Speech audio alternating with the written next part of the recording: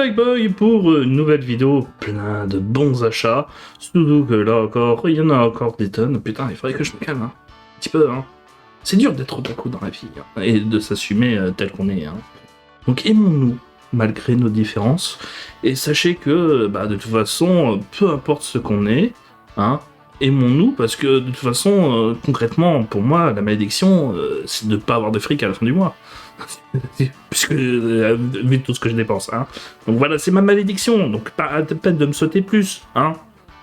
C'est déjà très dur à vivre comme ça, hein. J'ai dû abandonner une belle figurine de Koro Sensei de Takacorp, excusez-moi, à 140 balles, parce que j'avais plus d'argent, hein. Je vais te dire, aimez-vous.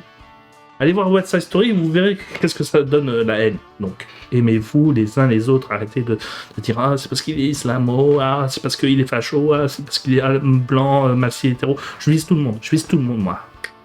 D'ailleurs, je vais peut-être faire des petites vidéos polémiques, vu que c'est bientôt les élections, autant en profiter, hein, pour expliquer pourquoi vous êtes con de voter, comme vous êtes con de haïr tout le monde. Alors que c'est juste que parce que vous ne les comprenez pas. J'ai envie de te dire.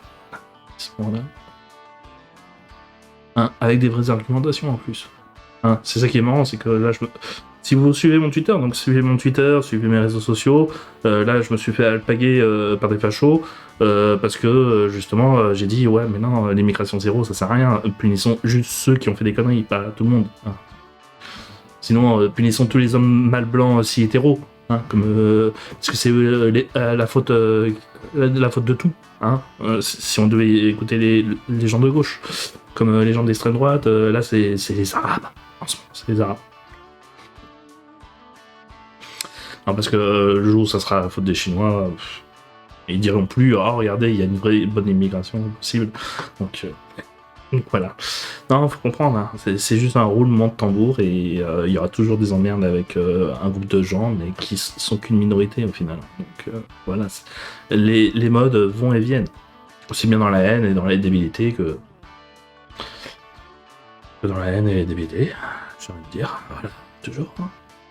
Voilà, je vais essayer de terminer aussi mon premier court-métrage que je voulais faire dans l'année RIA, cette année, en essayant d'acheter les 2-3 matos qui me manquaient pour faire ce film, et d'essayer d'organiser un jour de tournage avec les 2 acteurs que j'avais prévus, et j'espère que vous apprécierez le court-métrage.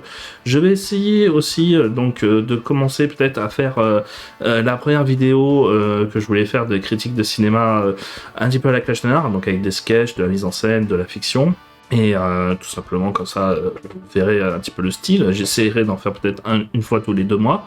Mais voilà, je vais essayer de proposer des petites choses qui seront véritablement, j'espère, sympathiques pour vous et qui vous plairont et que vous partagerez en masse. Parce que c'est important de partager en masse, c'est comme ça que moi je continue et que je fonctionne. Bon, personne partage et je continue quand même, donc ferme ta gueule, oui, je viens de me contredire. Attention. Je dis de la merde à chaque fois et vous m'écoutez, c'est ça qui est fabuleux, c'est pour ça que je vous aime. Donc... Nous allons commencer par la présentation des mangas que j'ai lus, bien entendu, et après ceux que je n'ai pas lus, sachant que je viens juste de les acheter, donc vous comprendrez, j'en ai lu que 3. Bon, donc c'est parti pour ces 3 mangas présentés. Le premier manga que je vais vous présenter, c'est La Déchéance de l'Homme, tome 3. Alors, après 2 tomes que j'ai trouvé un petit peu laborieux de la part de Junji Ito, peut-être que je me suis dit qu'au final, la nouvelle n'était pas si intéressante que ça et ne donnait plus trop envie de la lire, et que je me suis dit que c'était peut-être l'adaptation par l'autre auteur qui a fait Genkaku Picasso et Little Ikari Club, qui avait fait une excellente adaptation avec Je ne suis pas un homme, que j'avais critiqué dans une vidéo de ces mangas méconnus et que je vous recommande vivement, la vidéo comme le manga. Mais derrière, donc, je me suis dit, voilà, quel est l'intérêt pour l'instant de relire une œuvre avec but sur blanc, j'ai envie de dire, et sans la personnalité et la patte de l'auteur, à part peut-être dans les visages, où on reconnaît bien que c'est du Junji Ito et que ça paraît plus effrayant, mais derrière, on n'a pas le côté social, on n'a pas quelque chose qui va au-delà de l'œuvre originale. Et ben là, ce tome 3, je l'ai beaucoup plus apprécié que les 2 premiers tomes, et je trouve que donc dans l'ensemble, il y a un mieux. Il y a un mieux, c'est pas l'œuvre irremplaçable et tout ça, mais et que je vous recommande vivement d'acheter et tout ça, Mais le tome 3 justifie beaucoup plus, donc déjà, la création, l'existence de cette œuvre. Donc, puisqu'elle va là, cette fois-ci, enfin, au-delà de la nouvelle, de ce roman-là, puisqu'elle crée un côté méta.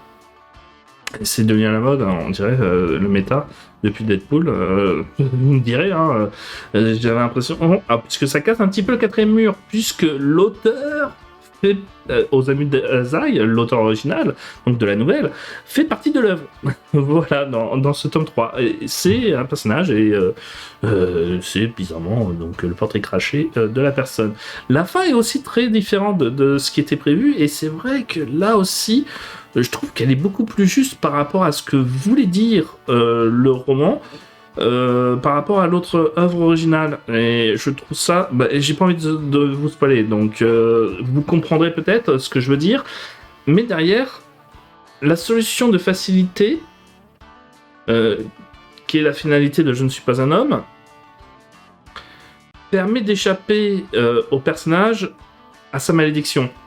Et ça, moi, au final, j'étais peut-être moins d'accord. Je trouve que cette fin là de la déchéance de l'homme par Junji Ito perpétue encore plus cette malédiction qui doit rester jusqu'au bout de la part du personnage, du protagoniste, qui doit souffrir jusqu'au bout. Ça, je trouve ça encore plus intéressant, cette fin. Donc après, c'est pour ça qu'en fait derrière, je préfère Je ne suis pas un homme, hein, je vais pas vous mentir, que je trouvais largement mieux, mais que la déchéance d'un homme par Junji Ito a une raison d'exister et de proposer une vision un petit peu différente de l'œuvre originale, tout en proposant ses propres thématiques et son propre choix de fin. Donc, regardez La déchéance d'un homme, lisez-le, peut-être en librairie, peut-être à la FNAC, ou peut-être en bibliothèque, voire même achetez-le, parce que voilà, c'est pas 3 tomes qui vont vous dépenser énormément, hein, mais comme ça vous pourrez dire que vous l'avez lu et que vous aurez lu une œuvre du patrimoine japonais, ce qui est très important. Jagan, tome 13. Donc Jagan, tome 13, continue dans le combat contre No Name, qui perdure un petit peu et qui est un petit peu long. Après, on sent que en fait, c'est surtout pour donner encore plus d'épaisseur, parce que là, cette fois-ci, on a de plus en plus la vision, et qui fait perdre un petit peu de temps, j'ai envie de dire, dans le récit, mais au moins, ça donne vraiment l'impression de combat final, de voir les gens, que ce soit à travers les journaux, que ce soit à travers les endroits où ils sont cachés et qui sont en train d'encourager Jagan, ça donne un petit peu que, comme le combat final de Goku contre Kid Buu, l'impression que tout le monde se sent concerné par ce combat final. Et même si ça peut paraître inutile, moi je trouve que justement ça donne encore plus de valeur à l'importance du combat du héros.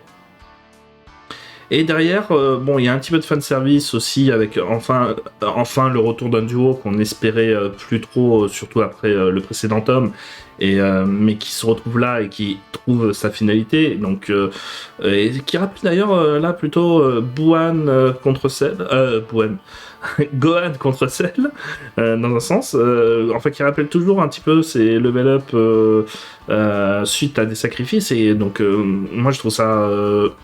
toujours percutant, voilà, mais c'est vrai que ça rend, alors que Jagan était vraiment très spécial et très seinen sur le coup, ça donne un petit côté shonen neketsu à ce récit qu'il n'a jamais eu.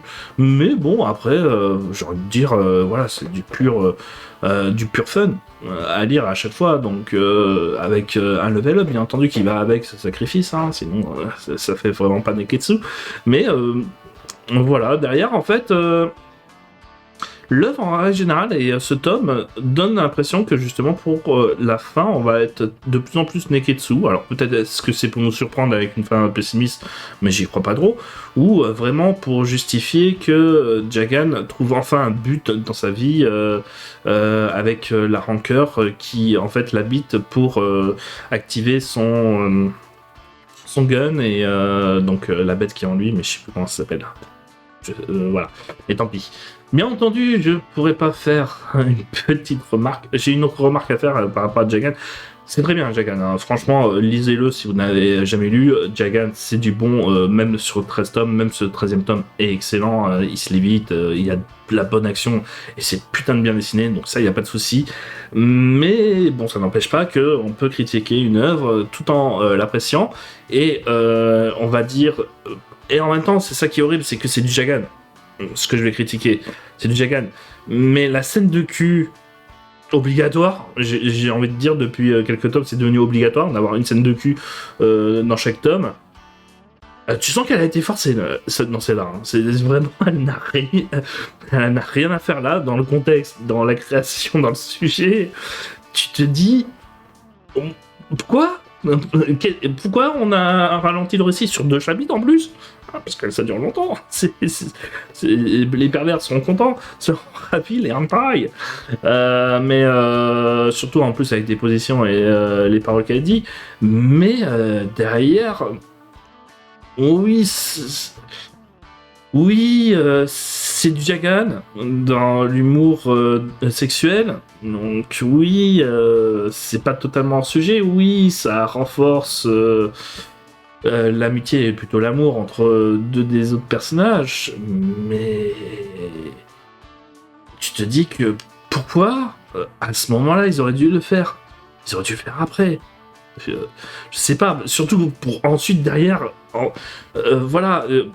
Bon allez, autant spoiler parce que c'est pas vraiment un truc très important, mais 2 personnages. Enfin, il y a une nana qui est un homme en fait, mais qui est dans le corps d'une nana. Qui excitait un des membres du groupe pour le forcer à être avec eux. Et au final, lui, en plus, comme il est puceau, il tombe très vite amoureux avec la seule nana qui est d'accord de coucher avec, mais elle faisait que l'allumer. Mais là, ils se disent, c'est la fin du monde, t'as Nonem qui va fusionner avec tout le monde et tout ça. Là aussi, j'ai pensé beaucoup à du Kid Buu. Du bout avec Nonem qui fusionne avec tout le monde, ça rappelle beaucoup du Dragon Ball Z, hein, ce tome 13, c'est ça qui est marrant. Puisque vous avez pu le constater, à chaque fois j'ai fait un parallèle avec Dragon Ball. Donc, mais bon, comme quoi Jagan et l'auteur de Jagan a des bonnes références. Mais derrière, donc ils se disent, oui, bon, vu que c'est la fin du monde, autant baiser cette fois-ci ensemble.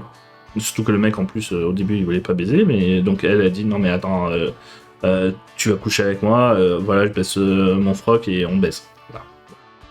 Voilà. Et donc ils se disent cette fois-ci on va rester ensemble. Voilà, parce qu'ils ont couché ensemble, voilà.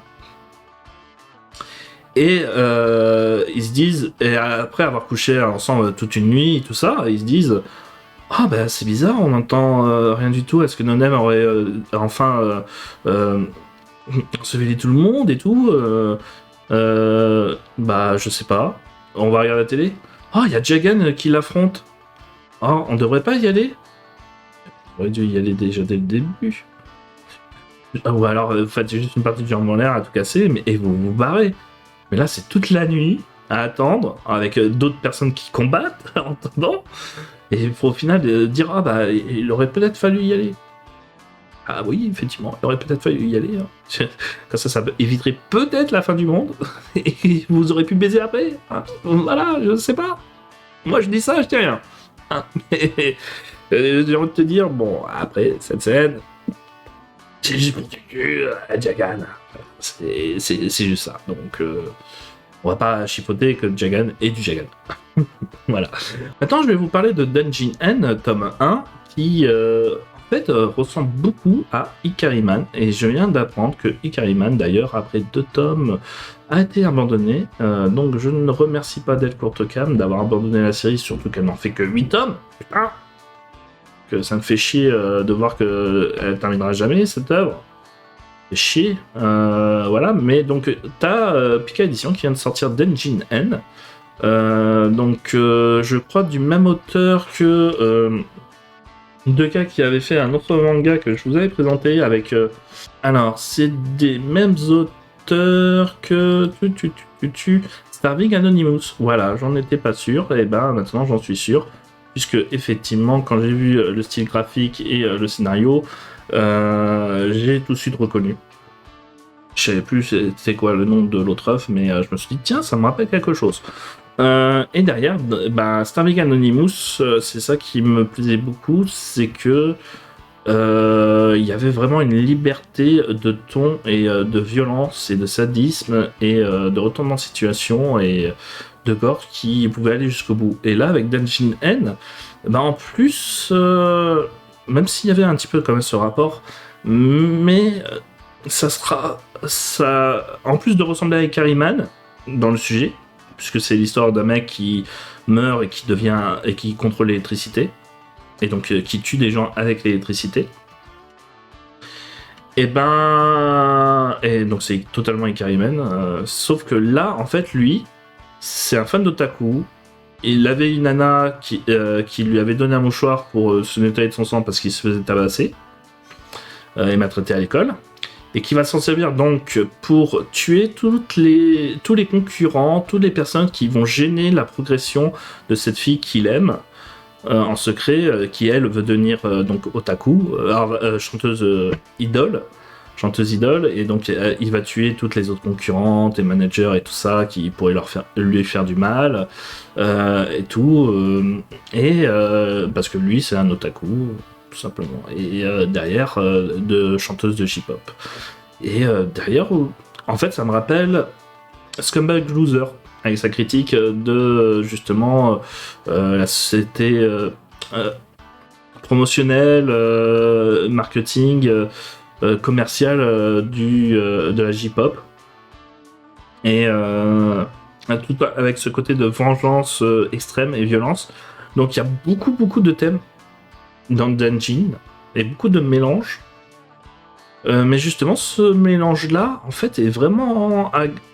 Alors, certes, on aura peut-être l'impression d'avoir déjà vu, mais derrière, étant donné que les deux auteurs sont un petit peu borderline, on se retrouve avec des situations complètement... un petit peu comme Hunter x Hunter, hein, les situations sont souvent classiques pour dévier dans leur conclusion. Et... limite, on dirait pas de la parodie de Neketsu, Hunter x Hunter, mais Dungeon c'est un petit peu ça. On dirait pas de la parodie, mais on dirait qu'on utilise des bases pour surprendre son spectateur par sa suite. Et c'est là où Dungeon a vraiment une carte à jouer et qui, je trouve, est excellente. Donc, je recommande vivement. En tout cas, moi, j'ai vraiment été happé par la lecture de cette œuvre, donc je vous recommande vivement. High School, tome 14, avec donc d'autres... Alors là, ça fait partie des mangas que je n'ai pas lu. Je ne pourrais pas vous en dire plus. Mais sachant qu'en plus, le rythme de parution est devenu de plus en plus lent avec ce manga, ça qui est dommage, fait qu'on oublie pas mal de choses, on oublie pas mal de manquements à la série, donc il faut toujours un petit peu relire. Je vous recommande vivement... de nouveau les lectures, surtout parce que on va dire les épreuves des fois aussi se terminent pas dans un tome, et donc tu ne sais plus c'est quoi les règles de certains jeux de paris, mais on continue à être un petit peu de plus en plus avec des...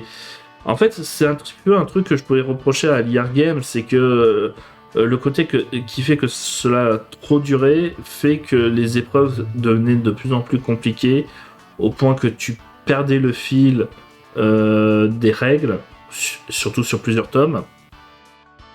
Et au final, donc, vu que tu ne connais même plus les règles, tu ne sais même plus pourquoi tu devrais avoir peur ou ne pas avoir peur pour l'héroïne. Tu vois ? Sachant que derrière, elle apparaît s'en sortir presque tout le temps. Voilà, c'est un petit peu le souci avec des Gambi School ou des Yark Games, là où Keiji par exemple ou As the God Will permet de garder toujours ce côté j'ai envie de dire palpitant à chaque épreuve, à chaque nouvelle épreuve, parce qu'elles ne sont pas compliquées en soi à comprendre, c'est juste les petits détails qui vont apparaître sur le moment, qui vont approfondir le jeu du pari. C'est pas les règles de base, en fait. Et c'est un défaut qu'on pourrait retrouver dans ce genre de survival, de jeu de pari. Parce que du survival game, c'est pas vraiment le cas dans le cadre de Gambit School, puisque personne ne meurt suite à cette décision-là. Enfin, il meurt socialement, j'ai envie de dire, peut-être, comme Keiji, on pourrait dire ça. Mais voilà, mais c'est un petit peu différent. Mais derrière, qu'est-ce que je voulais dire? Parce que je me suis perdu, hein. C'est ça qui est dommage quand on parle dans ce genre d'histoire. Mais derrière, donc oui, effectivement, voilà, les bases sont trop compliquées pour être bien retenues pendant trop longtemps.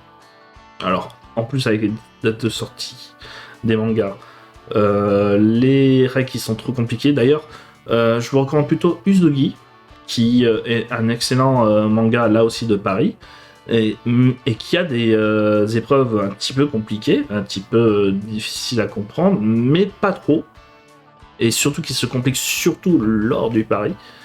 Et c'est beaucoup mieux maîtrisé que par exemple Gambit School ou Liar Game. Voilà.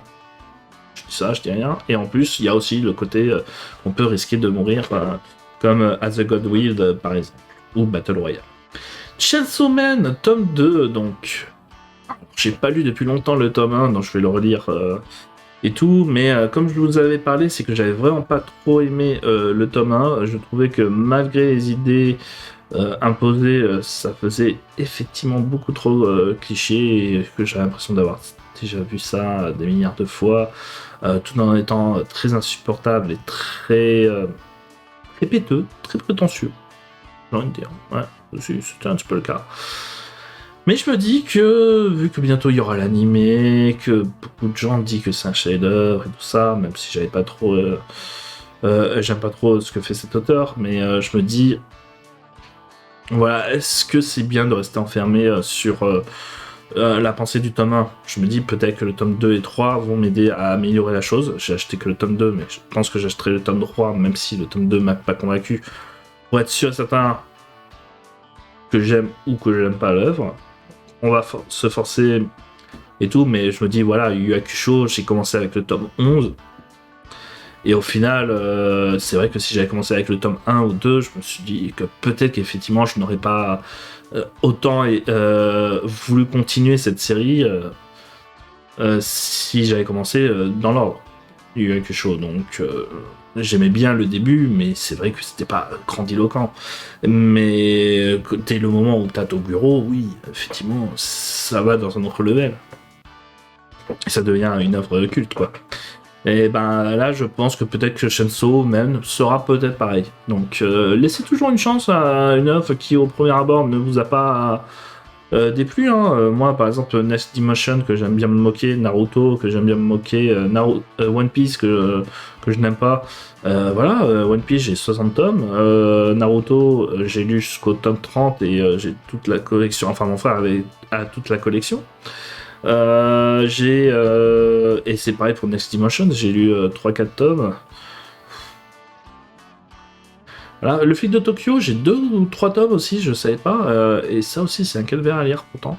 Voilà, donc vous avez mon top 3 des séries que je supporterai pas, c'est Naruto, le flic de Tokyo et Next Dimension. Ça Next Dimension, si vous n'avez pas compris. Et puis voilà. Shine, tome 14, donc enfin il y a un nouveau tome. Bon, après en même temps, j'avais 13 tomes à rattraper, peut-être enfin un jour. Et c'est vrai que le fait que j'ai lu une dizaine de tomes à la suite de Shine fait que je me suis vraiment attaché au personnage et au récit et au style. Et donc là, ça va être très intéressant de relire ce manga après plusieurs mois en me disant, est-ce que j'ai perdu le feeling? Est-ce que je me suis plus dans le move de ce manga? Et c'est là où je vais voir si l'œuvre est véritablement bien ou si c'est juste que je me suis matraqué en lisant 2-3 tomes par mois, qui fait que ça m'a beaucoup aidé à m'imprégner du récit. À voir. Mais pour moi, voilà, ça reste dans de l'énormissime et toujours plaisant, un petit peu comme Welcome to the Ballroom, où on a vraiment cette impression d'être incrusté au récit et captivé, alors que ce sont pas du tout des sujets qui nous intéressent. Et c'est là où c'est vraiment très, très fun à regarder. Donc je vous recommande vivement Shine, tome 14. Parasite Reversi 3. Alors, je trouve qu'on perd de plus en plus ce côté philosophique de l'œuvre de base. Pareil pour le côté question sociale. Et on est vraiment plutôt dans le thriller policier avec beaucoup de politique en critique de fond. Donc oui, dans un sens, ça peut être un prolongement, surtout vu que certains parasites étaient effectivement politiciens, ou en tout cas essayaient de devenir, de devenir des politiciens très renommés et de gouverner le Japon pour enfin ensuite être accepté. Mais je trouve ça beaucoup plus classique, quoi.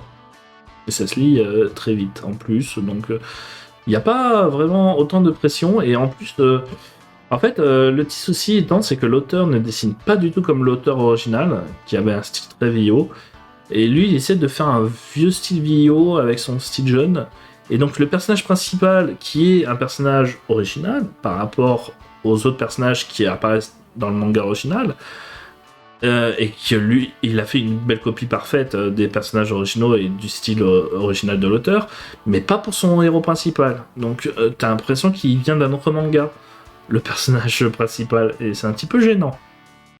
Voilà, donc après ça reste sympa à lire.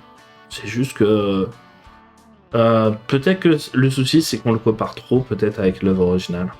Et c'est là où il pêche, j'ai envie de le dire. Dr Stone, tome 19. Donc Dr Stone, tome 19, nous nous retrouvons encore dans l'arc américain. Alors moi je me mélange un petit peu parce que je lis aussi les scans en parallèle, mais c'est vrai qu'ils vont bientôt aller sur la Lune. Et là le fait que se retrouver avec un arc... un arc de transition, j'ai envie de dire, même si derrière, oui, effectivement, il y a l'originalité que pour la première fois, nos héros vont combattre la science avec la science. Donc, qui aura la meilleure science et qui l'utilise mieux. Bon, bah, c'est vrai que ça fait un bon débat sur le sujet que les Américains utilisent beaucoup trop leur science et leur intelligence pour créer des armes de guerre, alors que les Japonais vont l'utiliser pour aider à aller mieux dans le monde. Bon, après, c'est pas nécessairement les Japonais, vous m'avez compris, mais nécessairement, en fait, ça donne le débat, pas japonais contre américain, mais plutôt la science doit-elle servir à imposer par la force les choses ou aider tout le monde. Voilà, c'est un beau sujet quand même dans cet art de transition, mais j'ai envie de dire, ouais, ça reste un petit peu hors sujet. Bon hors sujet, un bon filer, mais ça reste un filer. Bon. Même s'il y a l'intérêt d'avoir les terres pour créer la fusée, ça je sais. Il y a le sujet de départ qui va avec le filer rouge, ça je suis d'accord. Je ne fais pas dire ce que je n'ai pas dit. C'est juste que derrière, comme je l'ai dit, sur la sorte de l'histoire, voilà, on aimerait que ça avance un petit peu plus vite. Mais bon, encore une fois, ça a duré 2-3 tomes, donc et après ça sera fini, donc tant mieux. Hitman, les coulisses du manga, tome 6 et 9. Alors j'ai lu le 7 et le 8 il y a pas longtemps, et j'ai oublié d'acheter le 6 d'ailleurs, donc comme vous l'avez constaté, donc j'ai dû me rattraper sur le coup. Voilà. On comprend. Donc, là aussi il y a du méta. Putain, je voulais dire beaucoup du méta, mais alors il n'y avait pas ça avant. Quand j'ai lu tome 7 et 8, voilà, je vais vous parler du tome 7 et 8 parce que c'est ceux que j'ai lu il y a un peu longtemps et que je vous avais pas parlé, et dans le 6 et 9 qui va dans ce sens-là de toute façon, puisque c'est la suite. Et dans le tome 7 et 8, en fait, enfin, le couple se forme et ça baise. Avant, il n'y avait pas de scène de cul, il y avait du fan service avec des décolletés ou des petites culottes, mais là, c'est carrément, des fois, de temps en temps, on voit du cul et des nichons. Ce qu'il n'y avait pas avant, donc ça choque, ça marque, tu te dis, oh, devenu un petit peu plus osé, un petit peu comme Ice. Bah, c'est ça qui a été étonnant. Je vous disais que d'ailleurs Hitman, les coulisses du manga, c'était un petit peu du Bakuman, mais avec le sérieux des relations à la Ice, parce que les relations dans Bakuman c'est de la merde. Hein, tout le monde est d'accord avec moi. Les relations amoureuses dans ce manga, c'est pipi caca. On dirait des enfants de maternelle qui sont amoureux. On dirait pas du tout des adultes. Alors que Ice, au moins, c'était des vrais adolescents, des vrais adultes, et c'était beaucoup plus sérieux. En tout cas, Katsura était beaucoup plus meilleur pour raconter des histoires d'amour. Et cet auteur, qui est Kuji Seo, de ce que j'ai compris, est très spécialisé dans les histoires romantiques, et on sent que justement il a quand même un feeling et il sait raconter des histoires romantiques.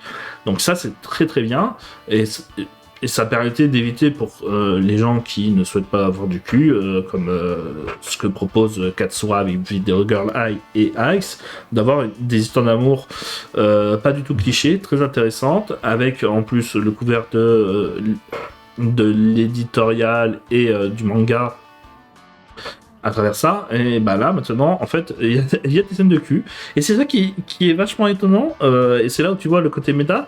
Un petit peu tu l'avais avec Bakuman, à chaque fois que les auteurs donnaient un synopsis, tu disais oh bah c'est Death Note, oh bah c'est Dragon Ball, oh bah c'est machin. Les gars ils réinventaient que dalle en fait, mais en fait en gros dans la scène de cul à un moment donné t'as l'éditeur qui dit pendant qu'il couche avec son auteur de manga, oh tu devras ajouter une scène de cul totalement gratuite, les lecteurs ils aimeraient ça et tout ça, pendant qu'ils couchent ensemble et qu'il y a une scène de cul dans le manga. L'éditeur propose de rajouter une scène de cul pendant une scène de cul du manga. C'est alors je ne sais pas si ça a été fait exprès. Je pense que si, hein. C'est pas possible, mais moi ça m'a fait éclater de rire. Ça m'a fait éclater de rire. Et d'ailleurs, surtout, elle se termine par la nana qui est pas contente, qui dit mais non, mon manga ça a jamais été du cul, faut arrêter avec ça, et tout. Et l'éditeur il dit ah oui, effectivement tu as raison, et ils arrêtent de coucher ensemble à ce moment-là. Et si tu te dis bah oui, bah oui, mais c'est bien. C'est illustré comme il faut. Pourquoi? Qu'est-ce qui s'est passé? Et tu t'es dit tu vas te taper un délire, et encore ça ce délire c'est un petit peu de temps en temps il revient, hein. Maintenant vu qu'ils couchent ensemble les deux voilà, que la relation s'est créée, bah oui bon bah voilà, mais d'ailleurs bon ça reste toujours marrant et ça reste toujours prenant. En plus, maintenant, ils rajoutent un petit peu le milieu du cinéma, des photographes, des modèles et tout ça. Moi, j'aime bien, en fait, tout ce qui est métier culturel. Donc, apprendre les dessous de ce genre de métier, c'est toujours très intéressant. Et là, il en mélange encore plus, puisque, étant donné que là, il y a des gens qui vont faire du dessin animé, des mangas, des trucs, et ben, ils interrogent des seiyuu, donc des doubleurs japonais. Si vous avez pas compris, et d'autres trucs. Donc franchement non, c'est pas mal, ça donne ça donne beaucoup d'humour au truc qui est un petit peu plus fort que l'humour gentil qu'il y avait depuis le début. Voilà, il y avait de l'humour, mais ça allait pas aussi loin. Moi je trouve ça bon. Battle Game in 5 Seconds, tome 17. Je l'ai prononcé de manière terrible. Que voulez-vous? Et Battle Game in 5 Seconds, tome 17, donc là je ne sais plus où on en était, parce que ça aussi ça fait longtemps, hein, j'en ai pas lu un tome. Pourtant j'adore ce manga, et j'ai pas toujours le temps de les relire, donc c'est dommage, mais ça met du temps avant de sortir. Mais je sais plus si on avait fini avec le monde zombie, en fait. Je crois que là on va avoir la fin du monde zombie, en fait. Et qui était un arc assez long, mais en même temps qui était assez copieux, et qui mélangeait un petit peu plus le genre horreur. Donc moi, ça permet de rajouter plus de tension et d'avoir plus d'horreur, mais on savait que de toute façon ça allait pas très très loin, mais ça permet d'augmenter le nombre de genres dans le récit, un petit peu comme Hunter x Hunter, qui franchement là aussi change de genre à chaque arc. Battle Game in 5 Seconds fait un petit peu la même chose. Sauf que, bah non, j'allais vous dire que les arcs durent plus longtemps sur Battle Game, ce qui est faux. On a juste à dire l'arc des fourmis par exemple avec Hunter x Hunter, mais c'est ça qui fait que Battle Game in 5 Seconds se renouvelle toujours en fait. C'est que y a toujours ce mélange des genres qui va avec ce côté survival game de base. Voilà, il y a un fil rouge, le survival game. Donc c'est pour ça que dans un sens on peut dire que Hunter x Hunter est meilleur puisque il n'est pas piégé par un fil rouge, à contraire de Battle Game. Mais derrière, il sait constamment se renouveler avec des règles pas compliquées et tout simplement surtout tendu et avec surtout un genre différent. Et il y a eu juste avant aussi le Parlement, donc avec une prise d'otage de terrorisme, donc voilà, une prise d'otage de terrorisme, film de zombies, voilà, c'est toujours, il y a toujours quelque chose de différent avec ce jeu des réseaux sociaux. Donc là encore, Battle Game in 5 Seconds, c'est toujours se renouveler. Bah oui, mais en fait c'était ça le dernier tome. C'est juste que là je sais pas si s'il y aura la fin du truc zombie ou si on l'a déjà vu dans l'autre. Mais voilà, c'est ça qui était dans le tome 16 et qui donc va continuer dans le tome 17. Et donc là normalement on devrait voir quelque chose de nouveau encore. Ouais, je ne sais pas parce que je n'ai pas encore lu. C'est pour ça que Battle Game in 5 Seconds, c'est une tuerie cette œuvre. Une tuerie. Donc je vous recommande vivement. Inomaru Sumo tome 24, donc on continue encore et encore. Je crois qu'il reste 2 ou 3 tomes et c'est bientôt fini. Voilà, tome 27.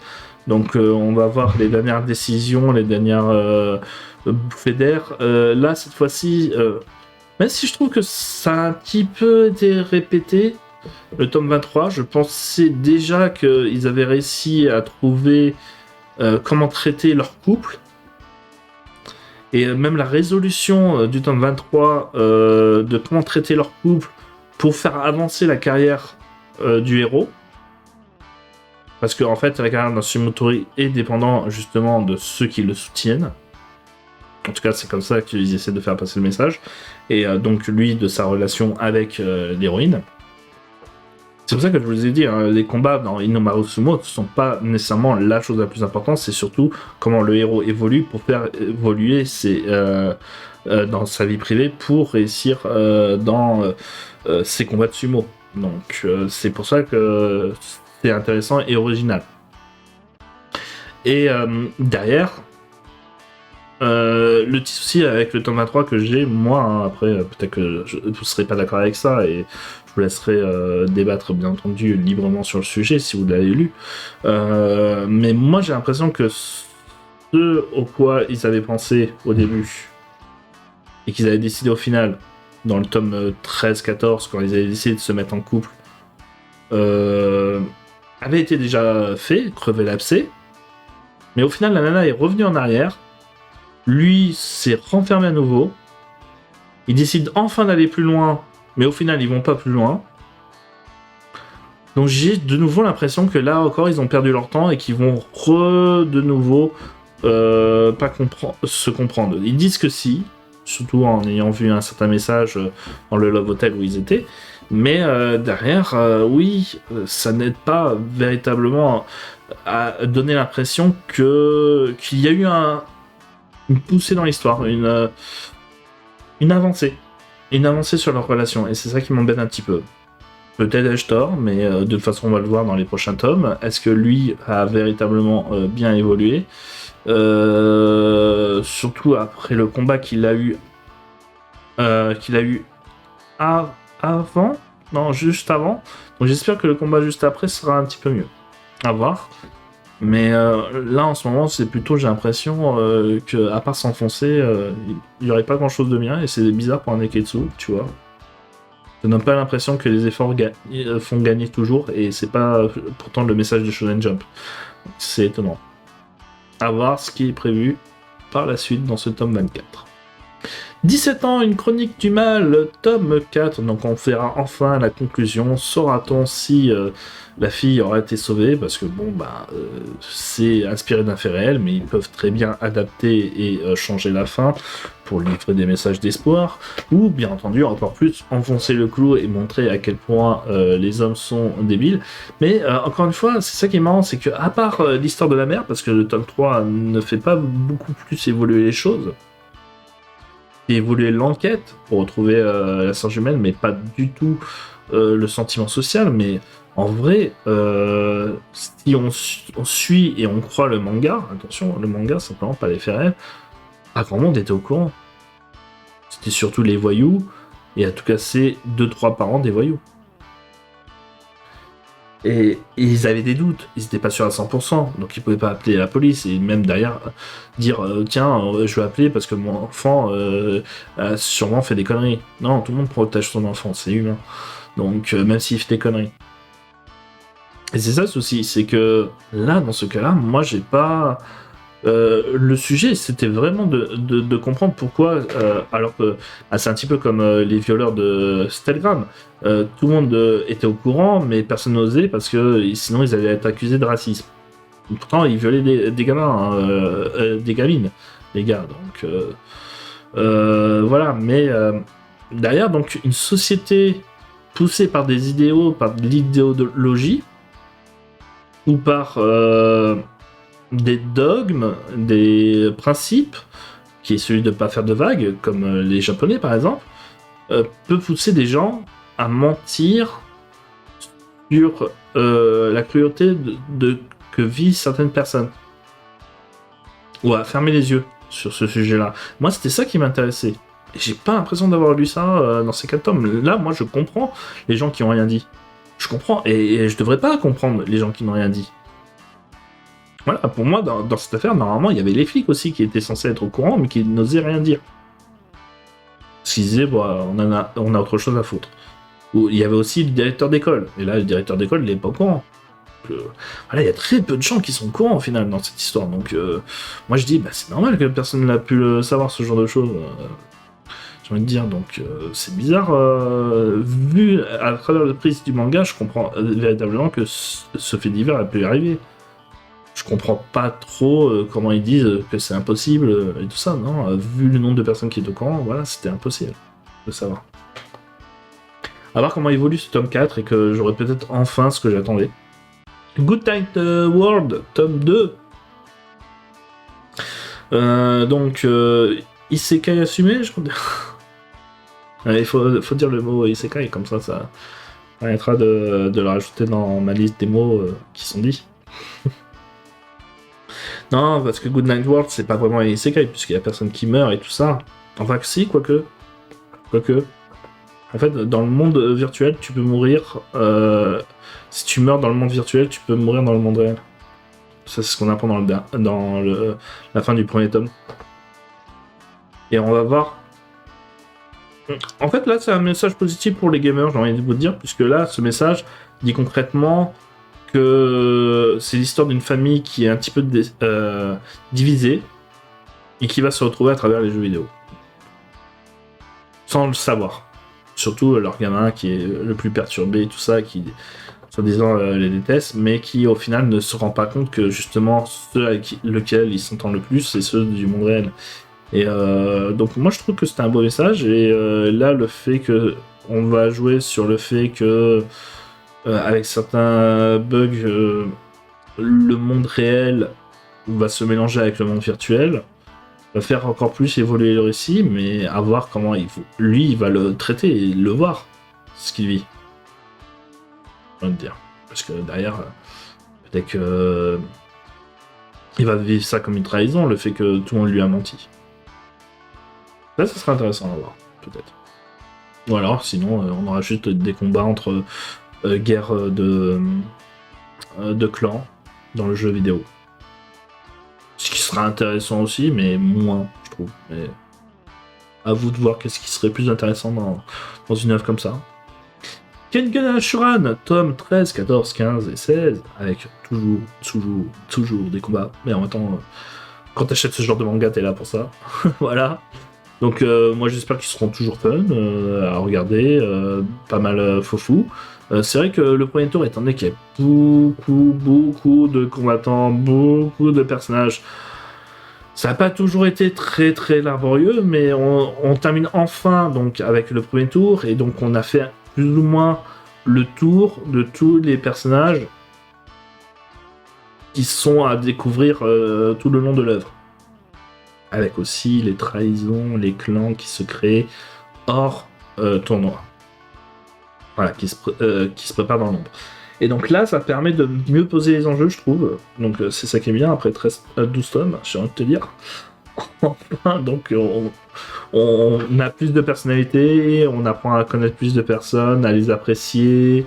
Et je trouve que c'est vrai que même les 2 derniers tomes, le 11 et le 12, apportaient déjà un petit peu plus de plus-value aux intentions des personnages, et donc à la cruauté de la perte ou de la victoire des personnages. Donc je trouve que ça s'améliore avec le temps, Kengan Ashuran, et au final ça a perdu un petit peu ce côté trop classique pour apporter ses propres petits trucs dans son coin, sans être méga inventif, mais en étant efficace. Donc à lire. Mashle, tome 6, enfin. On en aura bientôt fini avec cette vidéo qui a perduré. Hein, je le vois à 47 minutes. On va couper des petits trucs, des petits passages, et on ira plus vite comme ça. J'espère que ça sera pas trop long pour vous. Mais Mashle tome 6, où on continue encore une fois de plus en plus à être devenu Neketsu. D'ailleurs, je viens d'apprendre que Mashle ne marche plus très bien depuis un arc qui paraîtrait se répéterait. Or, il avait bien réussi à continuer avec son côté Neketsu, mais comme quoi, vous voyez, détruire un manga comique pour le transformer en manga Neketsu banal n'est pas souvent la solution pour faire en sorte qu'un manga a du succès. Moi, par contre, je continue à apprécier Mashle. Voilà, l'histoire évolue, et sans que ça soit gênant qu'on ait perdu l'humour. Surtout que je trouve que l'humour ressemble beaucoup parfois à celui de Bobobo, donc c'est ça qui est bien, c'est que vu que l'humour absurde de Bobobo est tellement extrême que derrière, en fait, quand il y a ces passages d'humour, ça fait vraiment un cassage avec tout ce côté sérieux, et c'est sec, et c'est pour ça que c'est encore plus drôle, moi je trouve. C'est que ça va pas du tout avec le nouveau changement que se veut avoir l'œuvre, et c'est ça qui est génial. C'est vraiment le contraste entre les deux qui accentue encore plus justement les deux. Quand ça devient vraiment sérieux, tu te dis oh putain, et derrière quand c'est super drôle et que ça casse tout, après le passage sérieux, t'es encore plus content d'être libéré.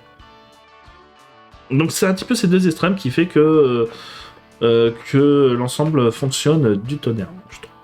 Donc Mashle aussi à lire. Comme Yu Yu Hakusho tome 1, que je ne reparlerai pas, parce que j'en ai parlé dans l'autre vidéo, mais que j'ai enfin pu le récupérer cette fois-ci, contrairement au tome 1. Et voilà, en plus j'en ai parlé un petit peu au début de la vidéo, mais comme je vous l'ai dit, donc allez lire aussi Yu Yu Hakusho, ma gueule, hein. Surtout que c'est ressorti en Star Edition, avec des couvertures très moches, mais au moins c'est sorti. Voilà, parce que c'est difficile à choper la première édition avec... bon, il n'y avait pas des belles couleurs en fond. Ils avaient niqué le fond pour mettre des couleurs dégueulasses canard. Mais au moins, il y avait des images originales des tomes. Donc, bon, en même temps, c'est des tomes originales. C'est les couvertures originales de la Star Edition. Mais les couleurs... Ah non, quoique non. Je dis une bêtise. Non, la Star Edition, elle avait pas ces couleurs. Elle avait des meilleures images. Donc, merci Kana de faire de la merde, même dans la Star Edition. Comme dans l'ancienne édition pour Yu Yu Hakusho, je te jure, j'ai envie de vous gifler. Tiens, je vous crache à la gueule.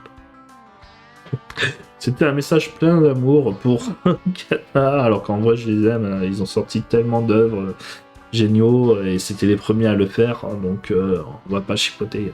En vrai, je vous aime. Allez, je vous fais un gros bisou. Et moi, je vous dis aussi un gros bisou.